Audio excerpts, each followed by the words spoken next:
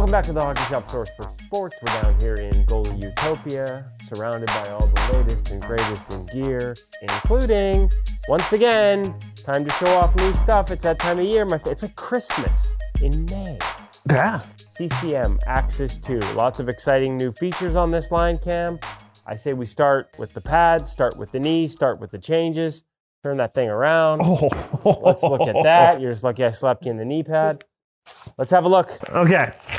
So that's one of the biggest features, and we call it out right here. So CCM's version of an integrated knee in terms of first stability and overall playability. I mean, we've seen Bauer. We've talked about Bauer. You know, we know how much of an upgrade that has been.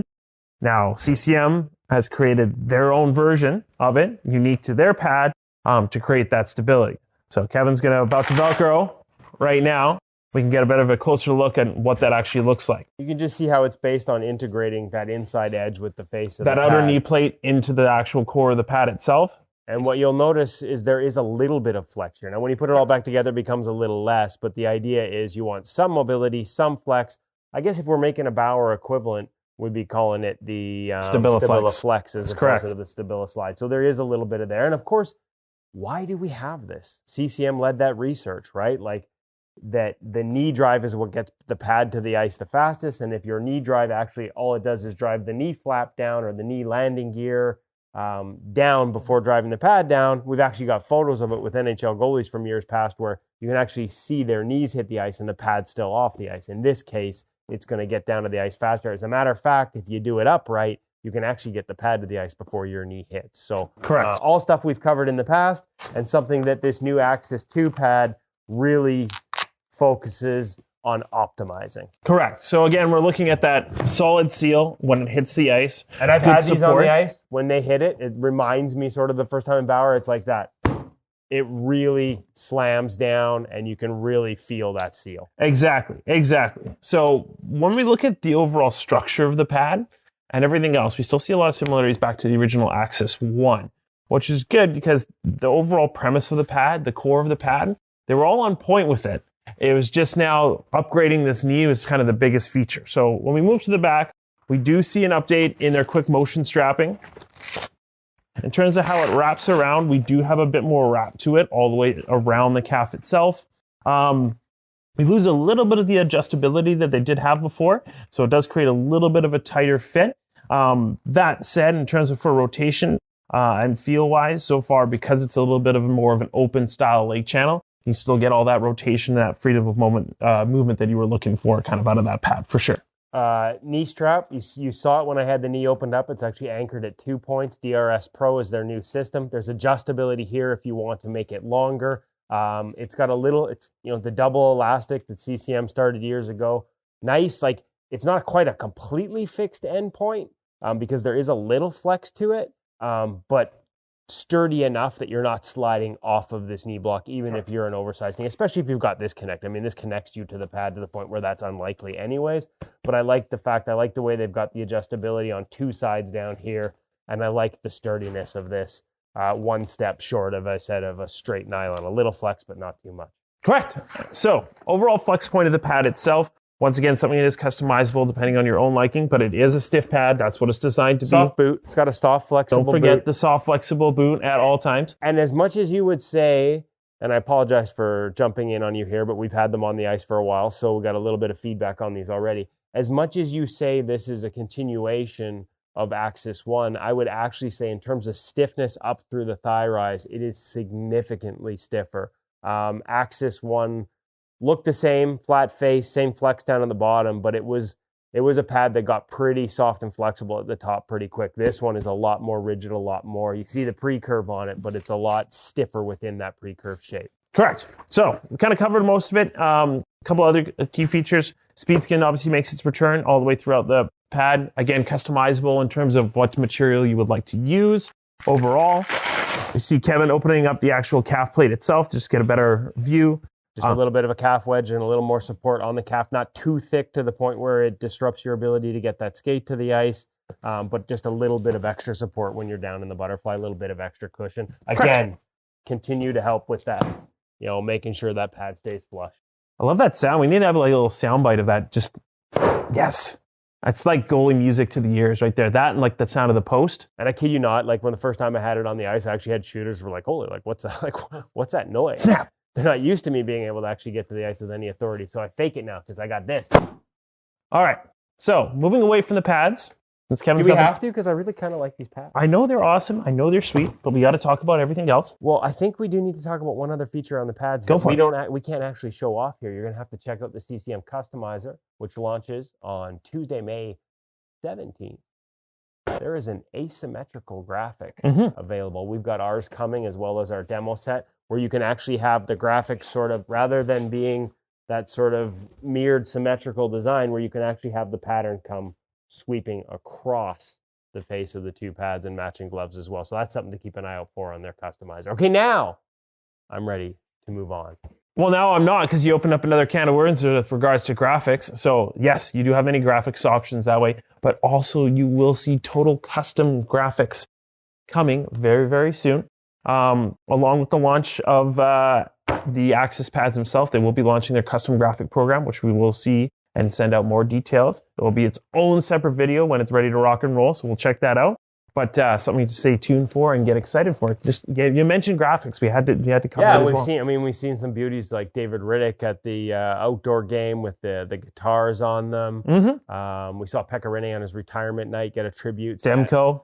Demko with obviously the Kirk McLean tribute. And even his own graphic there. Yeah, just a custom graphic for a little while on there. So yeah, that will be available to the public for the first time, the All Out Pro custom graphics.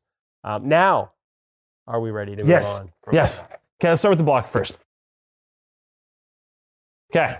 CCM's lightest weight blocker to date. First time in a long time where they've been able to sort of go back to the drawing board on the blocker and glove and redo things sort of from the start. As much as there's a lot of familiarity and feel in this, they kind of went back to the starting board in terms of how it's constructed. I think that's really a key point too. It's like you are still going to get that level of familiarity if you were a big fan of CCM blockers. But again, the biggest thing that I noticed by putting this on right away was weight and freedom at the cuff. As you can see, a lot more material has been cut out. Again, that contact point really becomes right at the wrist itself. It really allows you to present that blocker forward and get good supreme mobility out of the blocker itself. Yeah, it's got nice mobility. You can open it up, or if you want it a little tighter, you can close it down. There's a couple of different ways you can set this up. Pillow's been moved inside, alongside the thumb, as opposed to being attached to the outer board. Again, the palm, less material in the palm is a trend we've seen now for, I guess, a couple generations out of CCM.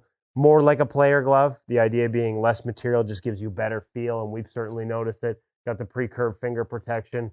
So a lot of features that you are used to on a CCM blocker, just a little bit more mobility. And as you mentioned right away, you notice the lightweight. Gotcha. Glove time, because this one's got some big changes. All right.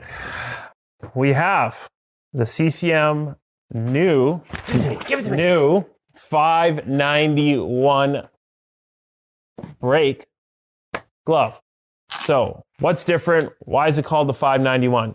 So first of all, opening up the backhand of the glove. I was having so much fun. I know you were. So the trend, no wrist strap. We've seen this on a couple of gloves already that we've kind of talked about earlier on in the series and whatnot. Now, open style of a wrist, more of that strap right along the backhand of itself to really hold your hand deep inside the glove. Got adjustment points down here, correct, as well as the strap that comes across there. Now, this is an important feature because it also combos hand in hand. There are no finger stalls to this glove. Look, man, no finger stalls. Completely open. Kind of hard to look at, but we do have some photos that we can show you of it. Yes. So what will happen here as you play into the glove and sweat into it, the way their foam works, especially where the fingers are, your hands and fingers are going to imprint actually into the glove itself. So it's not going to create a full finger stall, but you're going to get that glove imprinted feel. Yeah, and I find this really interesting. And this is it'll be an interesting talking point for people. Well, this is new, this is different. We love innovation at InGoal, and this is a big step for them. So the idea of no finger stalls, what's interesting to me is rather than having your pinky sort of pulled out to the point where it doesn't have any leverage or power, your hand sort of goes automatically where you think you're going to be able to close that glove the easiest. And after one skate, those from the heat moldable foam on the back. Thermo-activated foam. There we go. Thermo-activated foam. within one skate, you see those grooves form. Mm-hmm. Our glove, this isn't our glove, this is his. It looks the same. We have the same one. To be honest, took a little more break-in process for us. But once it got broken in on the ice, like you talk about that wrist and the way it's strapped up, there's also a back pad here. So you can really, especially those first skates, really tighten this up to create those finger grooves and create that feel. Just the mobility on it, the ability to sort of turn it and hold it in a lot of different ways is, you look at that wrist strap and you actually maybe worry it might be encumbered, and it's totally unencumbered. The freedom of movement in this thing is remarkable. Little bit of it, there is a thumb loop with a Velcro and elastic adjustable strap if you want to crank that a little tighter. You can see the backhand of the glove is totally different. It opens up all the way to the top so you can see inside those finger stalls. The one thing that I think is noticeably improved is in the palm. And like in terms of that closure and the way this thing closes, again, maybe a little more break-in process than we've had in the past to sort of get it snappy. But once we got it there, like, remember the old sort of two, you had like basically a channel that ran down the middle, like it was a middle sort of straight line with two sort of breaks on either side of it. That's gone. It's a single line on the break, extra padding around it. Like, to me, this is the best break they've made. Once you get it broken in and closing, it's a really nice feeling glove. Not everybody's going to love no finger stalls, but I think you give it a chance and you mold it and you break it in, you won't even notice it. That's been sort of the early feedback. Again, not everybody loves it, but man, like I love that closure.